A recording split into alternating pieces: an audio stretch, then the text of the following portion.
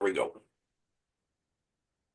Good evening, everyone. Happy Thursday, and welcome to our January 2026 Idea Jam. My name is Stan Baines, and I am your chair for this evening and steering committee member of the Canadian Network for Imagination and Creativity, or CNIC for short. My fellow friends in creativity and members of CNIC that are with us this evening are scattered about on your Zoom screen. So, committee, if you could give us a wave, let us know where you are. Awesome. As always, it is a great pleasure to be back in this hour-long gathering with you because this is a unique place that we want to create and share with you different topics, discussions, and ideas from our hosts and guests, and then to have the open discussions that flow with you afterwards. It's our hope that through our discussions that we have at each event that we can expand our minds in new directions, collaborate through idea sharing, create partnerships in our differences, in our sameness, and in our beliefs, and then carry those concepts forward out into our world and our spheres of influence to see what we can spark in those directions. Our goal here at Scenic is to see creativity and imagination from the different angles that we see life from, recognize the different backgrounds we come from, and to create and foster open, forward-thinking dialogue.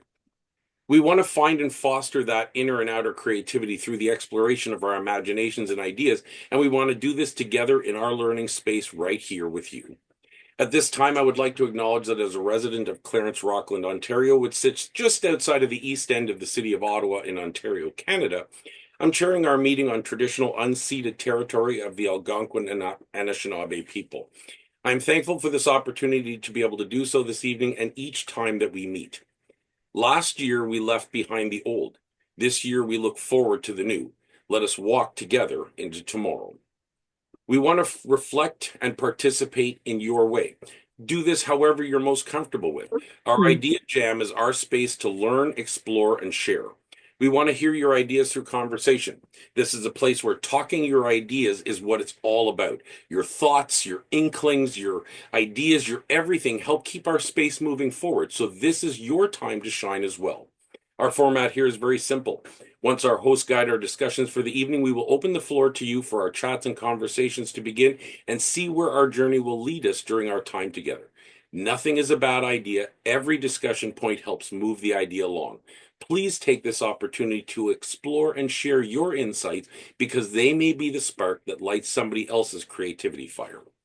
Zoom is our platform of choice for this discussion, as you can see. Zoom allows you to participate in many different ways. It has built-in controls that allow you to raise your hand so we can see you when you wish to join the conversation. You can add things in our chat function, which helps keeps the ideas flowing.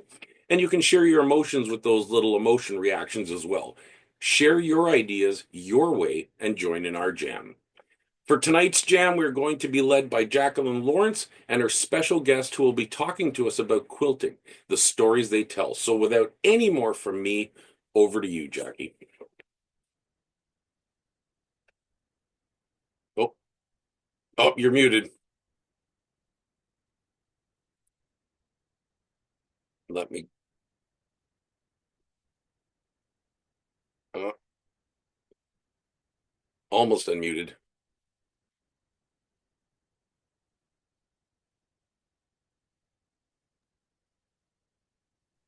There we go. There we Can you go. hear me now? Yes. Over to you, Not a, Jackie. not a Verizon ad. So thank you so much, Stan. Good evening, everyone. I'm so excited that Sara Donovan is here with us this evening. Sara is an educator, historian, and quilt maker from Nova Scotia. Her quilt work number 347 Langford Road was featured in the Secret Codes African Nova Scotian Quilts curated by David Woods in 2023. I am so excited that Sarah's here with us because she's joining us to stitch this conversation together on quilting the stories they tell on the birthday of Martin Luther King Jr. And I want to anchor our conversation on a couple of Dr. King's quotes, which demonstrated his value of creativity as a form of critical problem solving, a way of finding new solutions. And I quote, almost always the creative, dedicated minority has made the world better. And we must use time creatively. So, Sara, welcome. Are you ready to dive in? Yep, I'm ready as you are. Okay, so great. So here's the thing. As I was reflecting on the three areas of discipline that you practice, an educator, historian, and quilt maker, the first thing I wanted to do was make you an honorary Jamaican because you have three jobs. The second thing I thought about was how important it was that storytelling seems to be a common thread within all three disciplines. So let's start by you telling us what called you to each discipline and what aspect of your story did they help you to remember most or give you voice to in each discipline individually or when you are working engaging with an interdisciplinary. So I'd have to say history was one of my earliest callings. Like materials history specifically has always been fascinating to me. Earliest memory was after getting some birthday money going to a lovely flea market in New Glasgow, Nova Scotia, up at the Highland Square on the Sundays, back before Sunday shopping was a thing. And bought my first and haggled my first item, which was a clock from USSR. I think I was 6 at the time. I had no idea what USSR was. I didn't couldn't even tell time on the clock. But there was just something about this piece that you could tell it told a story. The enamel was partially worn off. It still ticked though. And so with that ticking, you could tell that it was telling a story. And the story that it was telling, I wouldn't unearth for decades as, I go through school and start learning more about world history. But nevertheless, that piece stuck with me. There was something about it. I still have the clock. Unfortunately, its ticking drove my sister insane, so she made it not tick anymore, so it no longer works. But nevertheless, that piece still tells the story, and it reminds me of the past and of the people that have come before us, and that craftsmanship. The fact that however it got to New Glasgow, Nova Scotia, someone brought that, and they chose to bring that and then how it ended up here, it's all part of the tapestry that most of us can relate to as we ended up here in Canada. So, again, the material history has always been fascinating because there's always a story that goes with it. Quilt making kind of came across it as, accessible. I loved doing crafts as a kid, and sewing is cheap. You can sew with anything, old socks, old sheets, old bedding, towel, whatever's lying around. So accessibility plays a huge role, and I think that ties in with the history of quilting, specifically with the Black community. You make it out of what you got. It may not be the best material, you might not have the right thread, but when you're doing any sort of project that's utilitarian in nature, there is something that's just accessible and repurposing and magical about that. So I bought my first sewing machine after my first summer job up in Ingonish, Nova Scotia. If any of you are golfers, you might have remembered me from the golf course or Main Street Restaurant and Bakery. I spent many a summers there, and the first thing I purchased was a Singer sewing machine because Singer was the name I was told would never die. It's many years later, and I'm still rocking a Singer. Um, Mhm. yeah, so it just brought a different form of play. Like everything has to do with play, creativity is play, and sewing is 100% play based. And what's good about sewing as opposed to some of the other arts and crafts is that if you mess up, well, stitch ripper, and then you try again, and then you stitch ripper, and you try again. And so it offers that practice without that investment.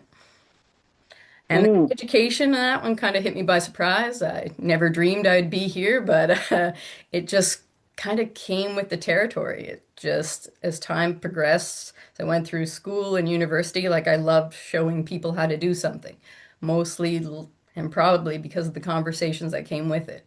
And yeah, that storytelling thread goes throughout all aspects of what I love to do. Mm. I love it because what I'm really hearing is this connection of making meaning and human connection throughout your description of the three disciplines.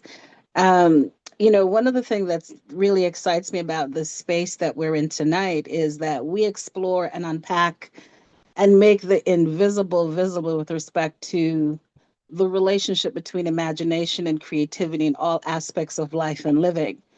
And quilting that tells The lived experience of people of Black African descent has been described as an example of creativity as encrypted communication, innovation as hacking the ordinary, and imagination as a tool to navigate freedom and survival. So I'm curious about what you have discovered about the use of imagination and creativity in quilting and telling our stories. So first off, like quilting can help you navigate freedom, but in many ways it is freedom in and of itself.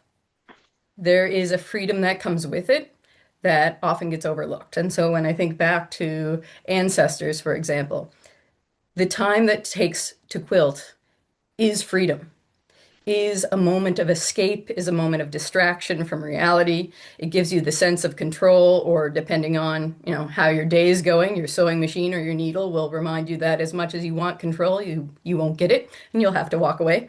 Uh, so it's freedom in and of itself. And so thinking back to, my ancestors and my great grandmothers and my grandmothers, when you have 14 kids, sewing is an escape. Sewing is a practical break. It is something that, yeah, you can excuse yourself for and do because it is deemed worthy and practical of the family, but it offers that freedom of expression, that freedom of just being away. And so that artistic nature can come out in that freedom as well. So it's, if you think about like women's history and my family, I have a very large extended family. My parents were both the middle of nine. Before that, there was in the teens. Like there's a lot of people. And for a mom to escape for a practical reason and then to explore, quilting has always been freedom. Mm.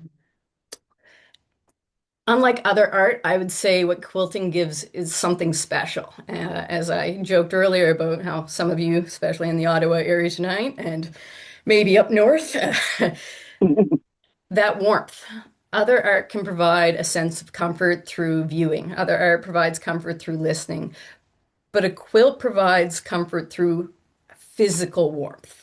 I'm actually, the room I quilt in my sewing room where I'm at right now is the coldest room in the house. So I actually have one of my newest pieces draped over my lap. It's not done, but it's still keeping me pretty warm. Uh, that comfort. And then if you think about the art that's involved with it, and again, the found materials used in quilting, you are warmth and comforted by the actual, again, practicality of the piece, but you're comforted also by the pieces within it, the memories of the fabric, of the people that you've gotten it from, donated from, stories from, that stained shirt that's trash otherwise. Well, if it's cotton, I'll take it. Can get repurposed. And so that repurposed, I'm not just sitting with a blanket on my lap. I'm sitting with memories, memories of people and places.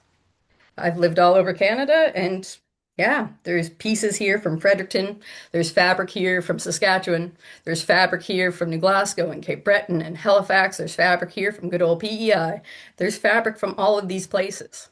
And so with that, it provides something that, paint may not have that connection with, or uh, charcoal may not have that connection with. Sculpturing, well, depends on where you get your clay, could have that connection, but again, it's able to patch together histories and stories of the people that and places that I've lived. So that's one of the things that I take with it, but it's also failure and successes. Again, stitch rippers and sewing, they go hand in hand. You lose stitch rippers all over the house. I'm sure if any of you hand stitch, they're all over the place.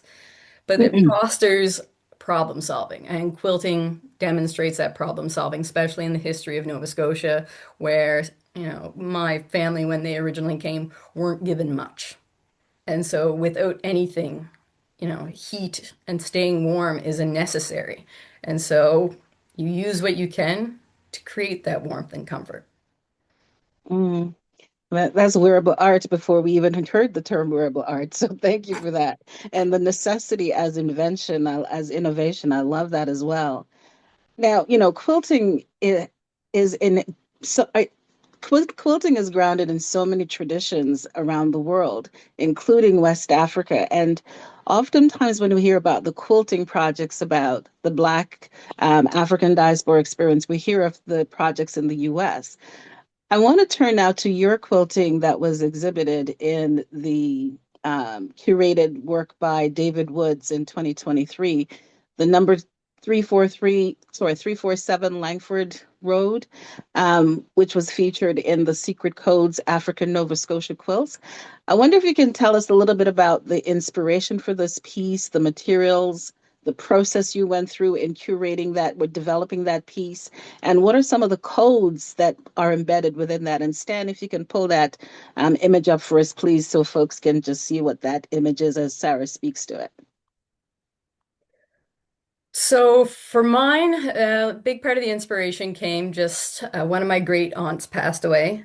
And unfortunately, when she passed away, I was reading through her obituary, and one of the magical things was people started posting photos. Uh, and I saw a photo of my great-grandfather's house, and I saw a photo of him. My great-grandfather, he passed when I was young. It's a fabulous man, fascinating. And there's something about the two images that struck. One, this rural home. Often when we think about Black Canadians, there is a lot of focus on urban Black. So this rural Black home, and for those of you down in the valley or familiar with the valley, maybe you're familiar with Langford Road, is just outside of Weymouth on the way to Southville. The house that's featured in the quilt was torn down in 1992, and my grandfather or great-grandfather passed away in his early 90s. He was a member of the Number 2 Construction Battalion. He's a magical man, musician, again, father of 14, 7 boys and 7 girls. And my grandfather was named after him. So if you're in the area, my grandfather would have been Elmer Cromwell Jr., and his father would be Elmer Cromwell Sr. Uh, there's just the photo of him. There was such a sense of self and pride and joy with the simplicity of his life. And when he was 90, they actually interviewed him for the Digby News, in which case one of the newspaper described him as having like a twinkle in his eye and an impish smile. And I knew I couldn't capture that on this quilt. It's really hard to capture an impish smile and a twinkle with a quilt. But nevertheless, this pride and this small home that, again, raised so many people. The Cromwell family tree in the area and outside of the area is massive. And for this small home to produce so many happy, healthy people that have lived such wonderful lives is magnificent. What has been weird about this quilt, this summer I was actually visiting some of my grand aunts, which would have been the man featured in the quilt's children. One of them is in her 90s and her little sister is in her 80s. They both have photos of this house in their homes. Mm, One actually made a needlepoint of that house. I don't mm, know about you, but I don't have photos of my childhood home framed in my house. And mm. so this connection to this place that no longer exists seemed to kind of resonate. And it just, I don't know, there is something about that. The house again has been destroyed. I don't know who lives at 347 Langford now, but hope he doesn't mind me stealing his address. The materials I used were found for the most part. I did buy some batik fabric for that African connection. There's some old pillowcases in there, a couple napkins, some thread I stole out of an old seat. Just found materials as much as I could, and a few bought to you know, have a better connection and to play with some different fabrics mostly. Again, play based. Mhm. There's no necessarily secrets in my quilt. I didn't add any codes. Uh, the Cromwells came to Nova Scotia as loyalists, so the secret codes that were in the quilts used in the Underground Railroad didn't necessarily apply to this part of the history. That said, there are stories in this quilt. There are many secrets. So, of course, there's some fabric in there that I'm not going to tell you where I got. Those secrets are going to live and die with me. But the quilt itself was privy to a lot of secrets.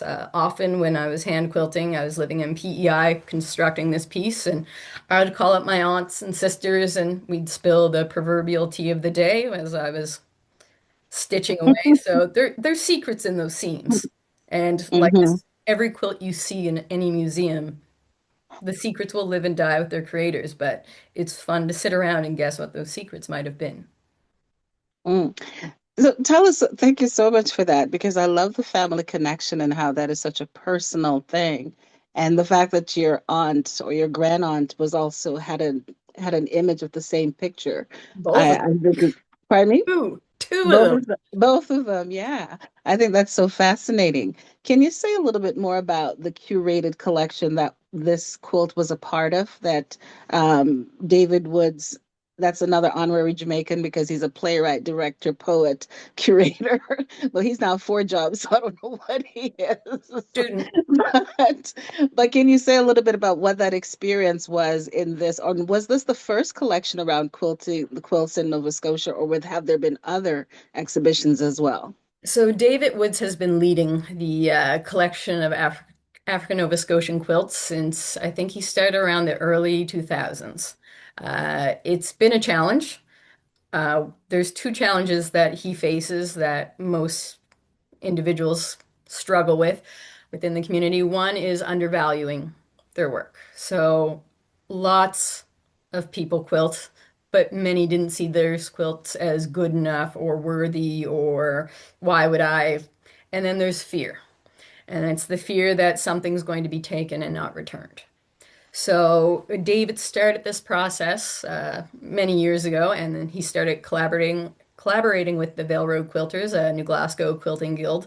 And with that, he's been able to create many beautiful pieces. He designed some, and Vale Road Quilters will quilt it for him, but they also include picture quilts and historic quilts that he has collected from across the province. Again, it's quite a challenge, but he's looking to expand his collection or at least have it documented so that it doesn't get lost to history, as many of the older quilts, especially those in the 1800s, have. So yeah, he started doing this years ago, and working with David has been enjoyable. Again, he's bringing together communities that specifically rural communities, which in Nova Scotia, again, there's numerous Black communities spread out throughout the province, and he's, uniting all the way from Whitney Pier to Weymouth, which is monumental.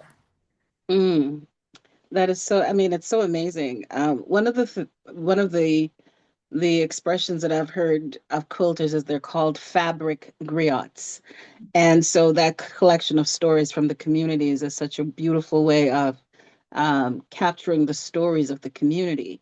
Can you say a little bit about your own style for quilting? Are you honoring the traditional quilting process, or is there a contemporary kind of movement with respect to quilting and the stories that are being told now compared to, say, when families were doing it during the days of slavery as a tool for navigation, etc.?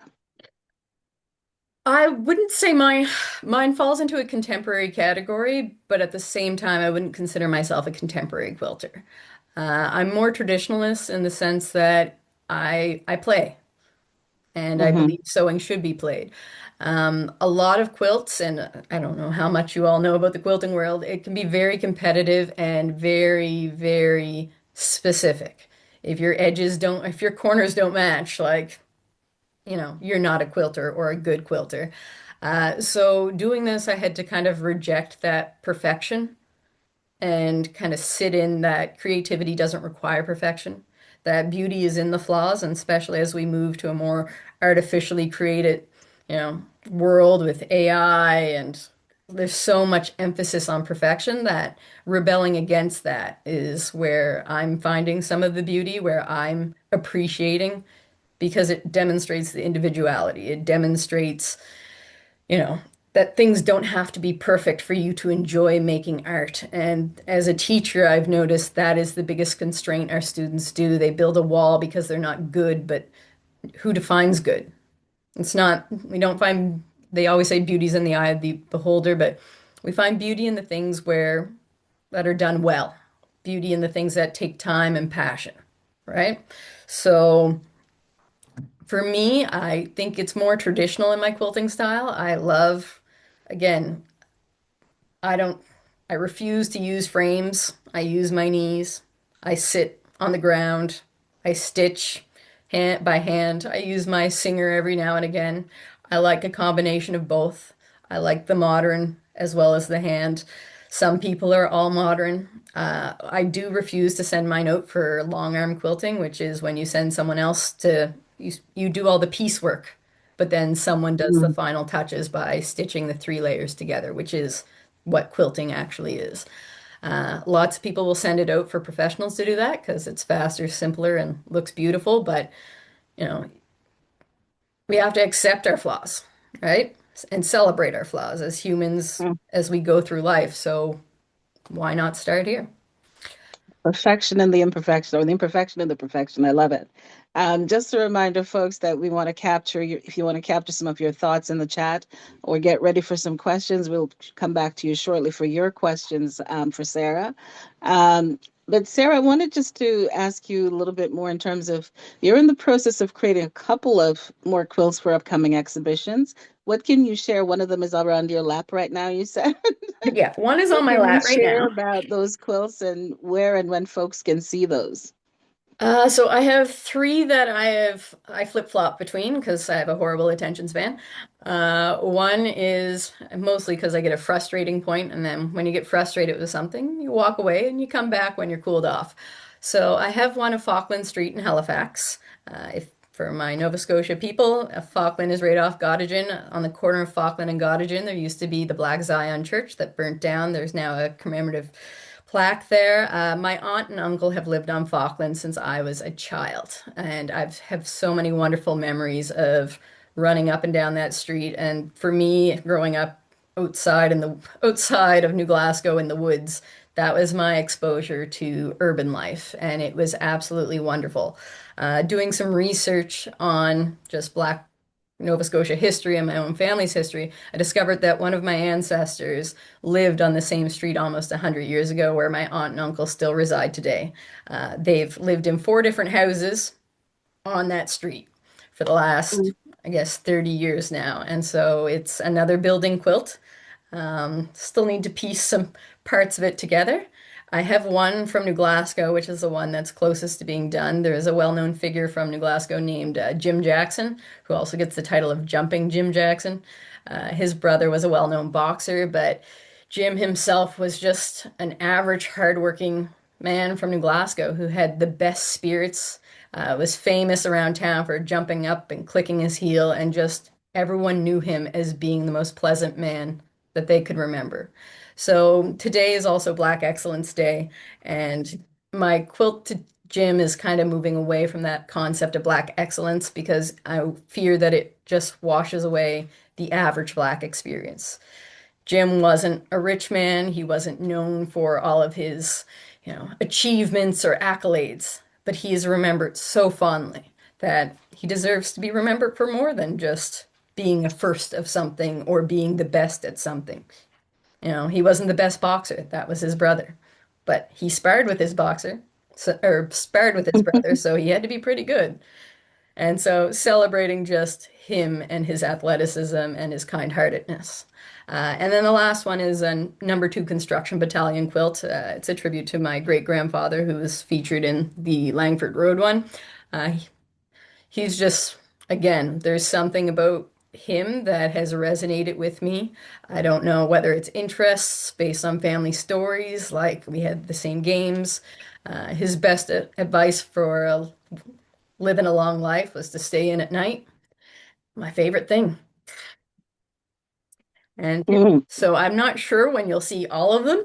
It depends on, we'll see what David Woods is cooking up because he's always cooking. And depending on how many I get finished, maybe think about doing my own exhibit in a few years, but we'll see. No rush. Wonderful. So my closing comment question for you is now, let's go back to these three disciplines again. What does the educator, historian, quilt maker, fabric griot hope that people take away when they see a quilt in their homes and museums, kitchen table conversations, whatever it may be, and also what are your hopes? I think you started touching on it a little bit in terms of really telling the everyday person story in terms of what are your hopes for those quilts, um, in terms of what they leave in terms of legacies in the Black communities and the broader tapestry of society about the brilliance and ingenuity of Black folks. So for the ones in your home, appreciate the work. If you have a quilt that's been given to you, appreciate the time and effort that went into that. There's a lot of love, a little bit of hate. Every good quilt involves a little bit of hate halfway through the project, and then a lot of love at the end. Appreciate the ones you have because they take time. They're not projects that are quick and easy to do. It is something that you need to commit to. They are commitments. They take years. They take months. Um, find the beauty in perfection. Like there's imperfections in everything. Doesn't make it bad. That's what makes it real. That's what makes it stunning. Um, my work, I love the imperfections.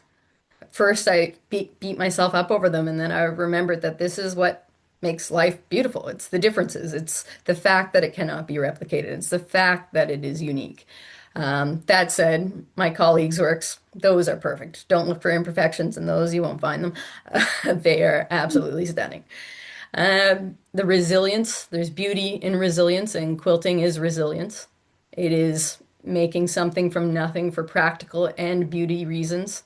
Like, again, if you ever get a chance to see a postage stamp quilt, the tiny 1 inch blocks stitched together, there is nothing more monumental than the dedication.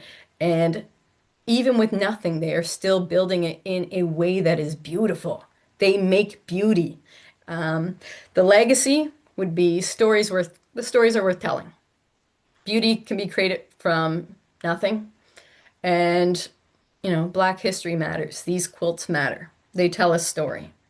And this story can be a simple story. The story can be a complex story, but each one has its own story. So if you get a chance to see an exhibit, check them out spend a minute. Look at the work. Don't look at the back though. They're not good at the back. But take a minute to appreciate all the different parts and components that went into it. Because as you go through it, every stitch matters. And each stitch is one step forward. And just like, again, Black history in Canada, trying to find a leg hole, every year is a bit more progress as we unearth more stories from across Canada, the prairies, and, find our place in the national narrative. Mhm. Wow, thank you so much, Sarah. Nichelle Smith has a question for you in the chat. Do you want to just speak your question, Nichelle? Sure thing. I'm just leaning in here literally, um, because these quilts are fascinating to us. Myself and a couple of colleagues who traveled to Angola some years ago for a project had a quilt made for the videographer who was with us, and it contains three pieces of us, pieces of fabric from Angola that we loved and touched, and now he has this huge heirloom that's hanging in his home. So I'm understanding and coming late to the game of understanding quilting and the power that it has from our African roots forward. So I'm wondering, as you say that you're a descendant of the Loyalists, also something that excited me because I'm, just learning about the Loyalists has been a project of mine for the past several years.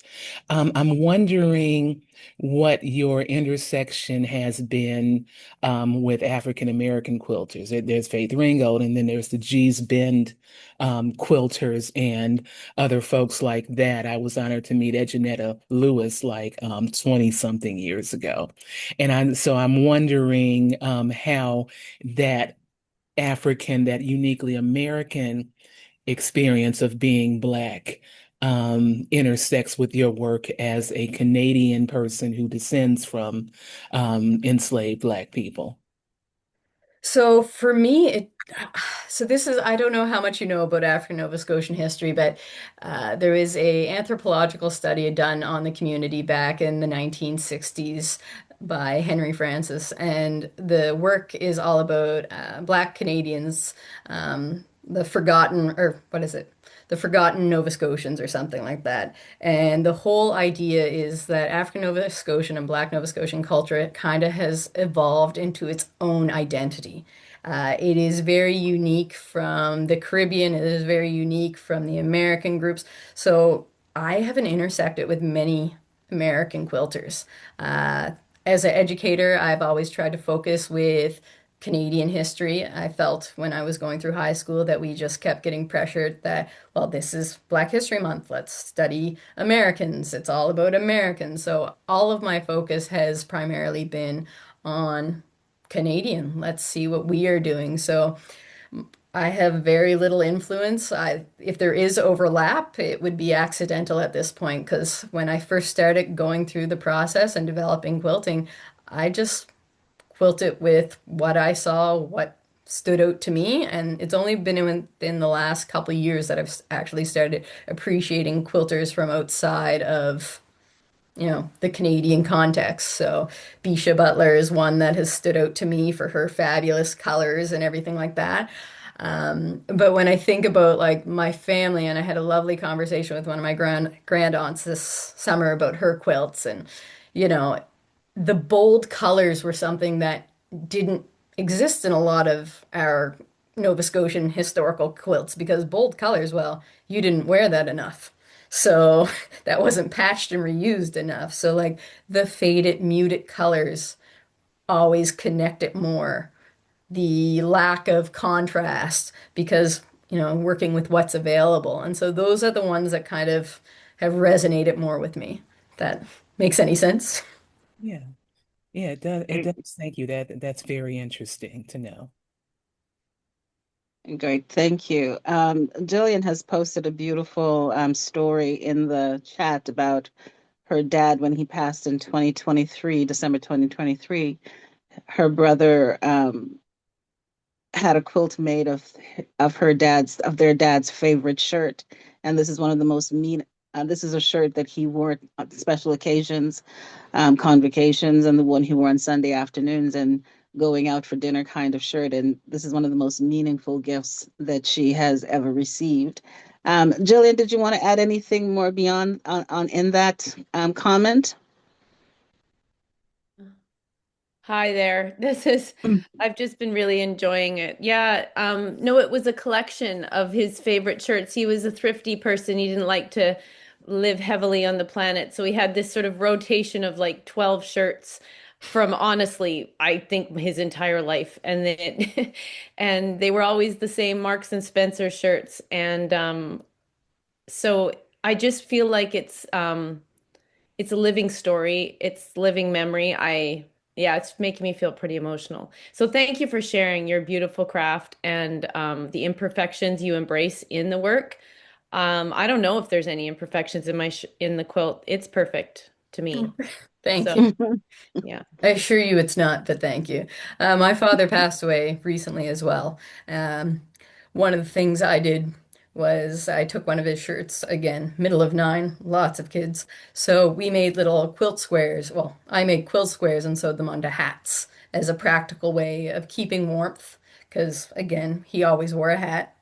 Every time you saw him, it was a stocking cap of some kind. And so by having that little quilt pattern, again, connects that warmth with that memory in a way that, can be worn daily. Yeah. Mm. Thank you. Thank you. So I love the personal connection that this really gives. I mean, and warmth, not only in terms of physical warmth, but the emotional warmth, that's psychological safety, if you will, at the same time. Um, Kath Morley just added a quote as well. Sorry, and in the chat as well to say that she made her sister-in-law a quilt of her brother's rugby shirts.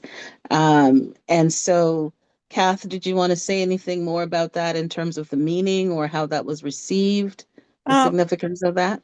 well, where am I? Where did I go? Oh, here we go. Yes. See, look, there's a ceiling of my room. Isn't it nice? There you go. Yeah. Um, uh, I felt a bit awkward when I made this because my brother had ALS and he wasn't going to walk uh, again and so on. And so it was really odd him picking out the shirts he wanted because he was such a love. He just loved rugby so much. And yeah, and so it felt weird to take them away and cut them up. And I was tittering there, Sarah, when you said if they're cotton, give them to me because rugby shirts are the last thing, but they're not cotton. That's for darn sure. So there's some eco polyester thingy. Um, yeah. So then so then he got to see it actually, and I don't think he liked it very much, quite frankly, because it was like all his shirts were now gone, right? But she Mm. loves it. She has it in a big, that's like a body roll kind of thing, and she hugs it all the time. Yeah. Can I Mhm. ask you a question, Kath? As you were going through the process and making that for your brother, like one part of quilting that I didn't talk about much was, you know, that process of going through it. Like there is a grief, like I'm sorry about your brother's Yeah. diagnosis, and that would be hard. And like Yeah. for me, it helped me process a Yeah. lot of what happened and y- a lot of what I was going through. Yeah. Yeah. Yeah. Yeah. Yeah, I mean, there's some pieces of his clothing I didn't cut up yet. Like, I mean, it's 7 years ago, and Mhm. I don't know what I'm going to do with them, but it's okay. Like, they'll find a home somewhere sometime. Oh yeah. The other thing I wanted to mention is I made a second quilt for my nephew, so my brother's son. It's 7 years, and he hasn't opened the box yet. He can't bring himself to do it. So that's Mhm. that's how powerful quilt is when you can't even see it, right? Yeah. It's in that Hmm. box. Yeah. Hmm. Thanks for Thank leaving. you, Kath, for sharing. Fred, please, and then Blaine. As Sarah was talking, I immediately went back in my memory to the time our group had gone down to LaConner, Washington for the Tulip Festival, but they have a quilting museum. And we had enough weavers and quilters in the group that we all trooped in there. And I remember standing in front of a quilt that was, I think, 7 feet square. It might have been 8 feet square, done by a 300-pound Hawaiian prison guard. And it was 30,000 hand stitched piece. And I can't tell you the mathematical patterns that were in there now, but I do remember the stitch work. But I remember spending a lot of time thinking about how he had taken breaks from that life of his job, and found escape in the creation of this, because it's hard to picture somebody that size working those fine stitch work all the way around and through this whole piece. And then when Nichelle and Jillian and Kath all shared about the power, I remembered that our my last school I was in had a quilting club. And when the principal one year was leaving to go to another job, actually she was retiring, but and then another year a vice principal was going, the quilting club got together and they each quilted in a square, and it was all done in the school's colors. But when they gave it to the person, the tears that flowed, because the imagery was, if you're having difficulties in your new place, you can pull the family of McRoberts around you and be welcomed back into your family.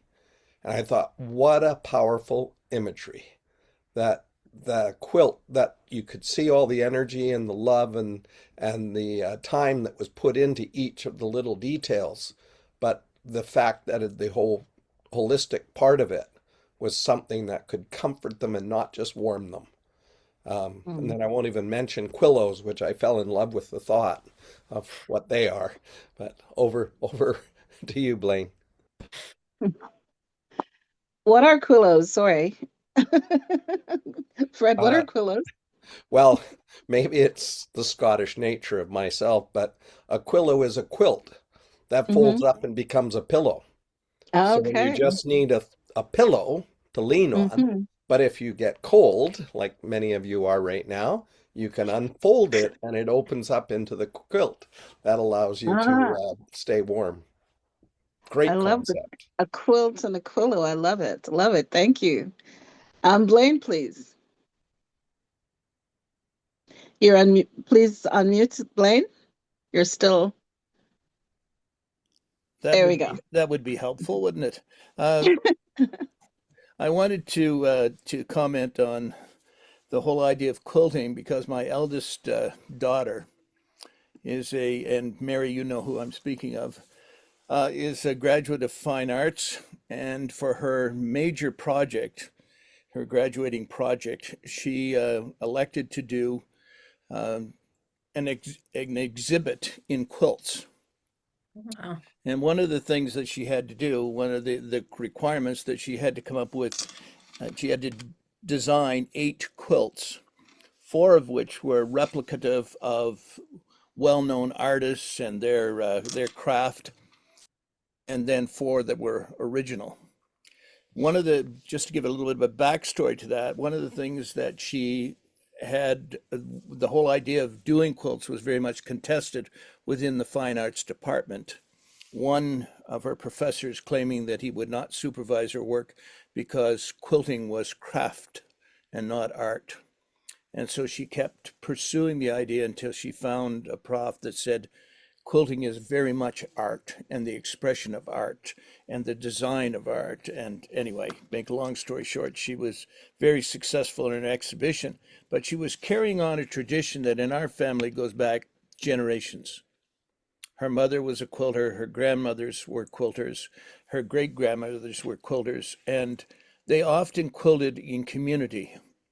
And this is something that hasn't really been spoken of much this evening, but the idea that people would actually come together in community within a community hall or within someone's home, they'd set up a quilt and they would sew and piece together the quilt over hours of conversation, of friendshipping and fellowshipping, and it was a very communal thing as well as an individual thing in my daughter's case. So I just wanted to share that with you. Thanks. Absolutely. Thank you for presencing that, the community aspect of it. Really appreciate that. Brad, please. Please unmute Brad. We go. There Hi we go. there. So I'd like to ask Sarah, does she use the quilting in you're an educator, so do you use it in as a platform in your education? So when it depends on where I'm teaching and when. Yeah. I Yeah. have used it in the past, in which case a lot of the students, it's their first time holding a needle and thread. Uh, so we do basic stitching like through paper to Uh-huh. start them. Too many band-aids my first year. After that, it Okay. got a little bit better. I haven't done a big quilting project with a class. I have done a pixel quilt with a group of Okay. grade sixes before, and it was just Yeah. fabulous. I think one of the things that's missing is students being trusted with some tools and, making mistakes Okay. and imperfection. And, you know, the first time you see a, 10-year-old using a rotary blade is a little bit Mhm. chilling at Um, times. yeah, I'm quite sure. So my question is, I'm thinking about the quilting experience. Do you use that as a platform for creativity for your students to accomplish maybe other projects? Because you talk about the state of freedom and creation that it puts you in when you're making things, and wondering it, because I do storytelling, Mhm. and when I teach storytelling with kids, we often draw after a story's been told, and it's during those times when their hands are busy and their minds have been filled with some information that they become very creative and very talkative and very open and So I use it in the sense where, like, so with mine, with quilting, some days you don't want to start where you left off, and that's fine. right. And Yeah. so that's a lesson I've learned from my own that I've applied to the students. Like my grade 12s are writing stories right now, in which case I can't figure out how to start it. Well, who says you have to start there? Right. Right? And so just Yeah. picking up wherever and, well, can I go here? You can go anywhere. You are in control of this train. Like if you have a path, let's explore it. So you Worst comes share to that worst, with we them. stitch it. We Yeah. work it back and we Yeah. write it again or repair it or, put another layer on and cover that hole. But again, there's so many lessons in quilting and like the patience it teaches, the resilience, the problem solving, and then you reach a point where like, how do we wrap this up? How do we Yeah. get this just done? What is the best process? And again, all work revolves, getting a little messy, going back, fixing it up, and then being okay with imperfection. Stories don't have to be perfect. They can still be entertaining. Yeah. Oh, absolutely. Yeah. Thank you. Sarah, maybe this is the last question for the night for me. I know that you said that in your piece that was in David Wood's collection, there weren't any codes in it. But I just wonder if we can talk a little bit about the quilt code and how significant that is to the Black African experience in terms of that navigation, um, the navigation to freedom. So, for those, I'm assuming most people here are aware of the quilt codes. If you're not, very quickly, the quilt codes, and this is very much of this is new. So there is controversy over it, but I'd like to discuss that because it is part of the history.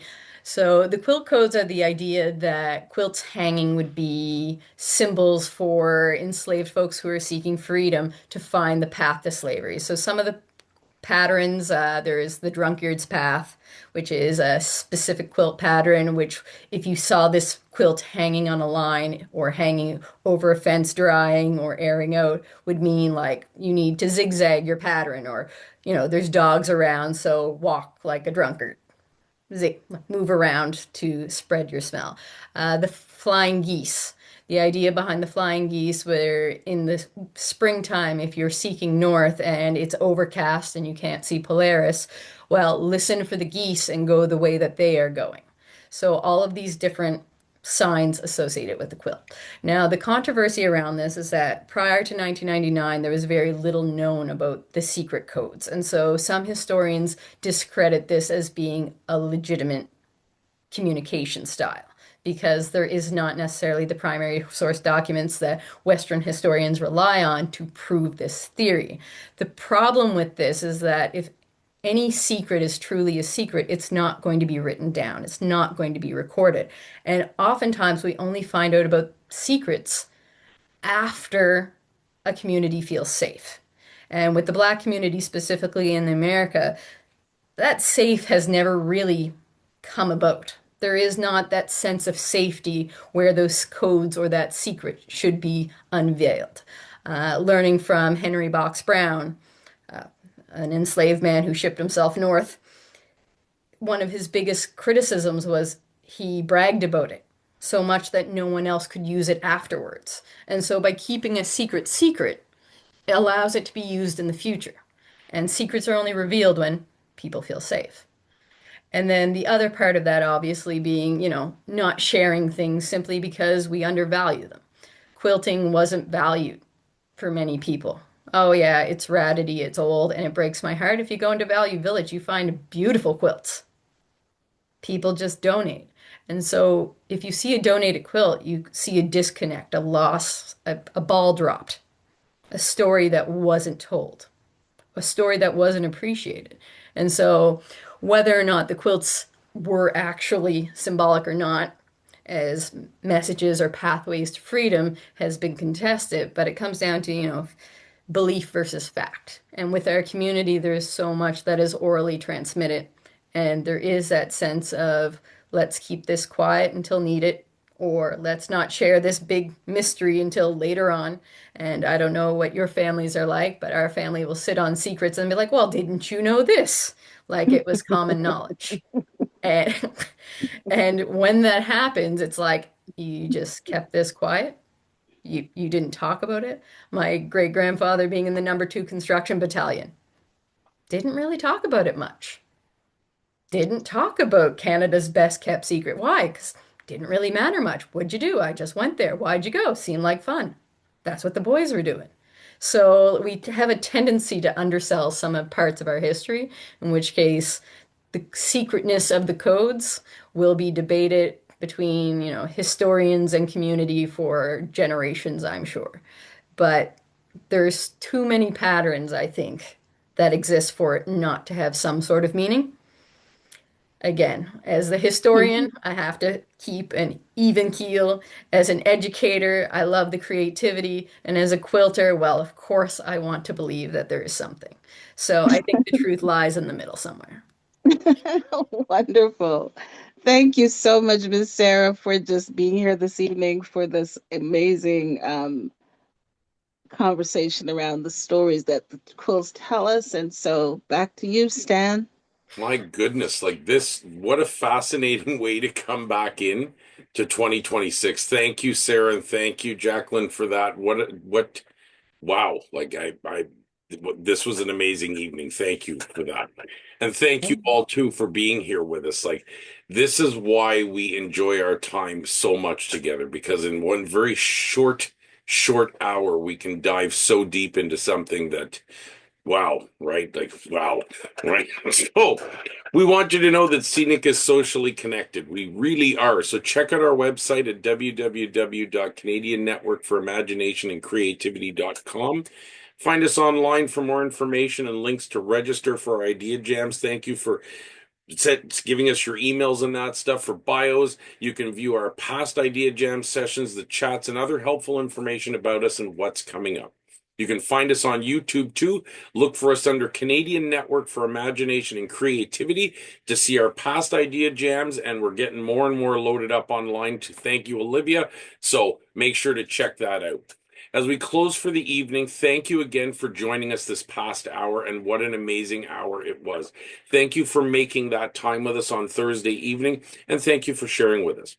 Be back with us again next month, so in February on Thursday the 19th at 7 p.m. as we continue to jam into 2026. And as a reminder, all of our idea jams take place on the third Thursday of the month, so just in case you're not sure, remember that third Thursday. So on behalf of all of us here at CNIC, thank you for spending your evening with us. Thank you for sharing your creativity with us. Thank you for sharing your imagination with us. And we hope you leave here tonight thinking a little bit more about quilting for sure, right? Because I know I am, and that was not something I was thinking about earlier today, right? So, but with that, see you all again in February. Welcome back, everybody. Thank you for those of you that are new. Happy New Year, and we'll see you next time. Have a great evening, everybody. Thank you all for having me.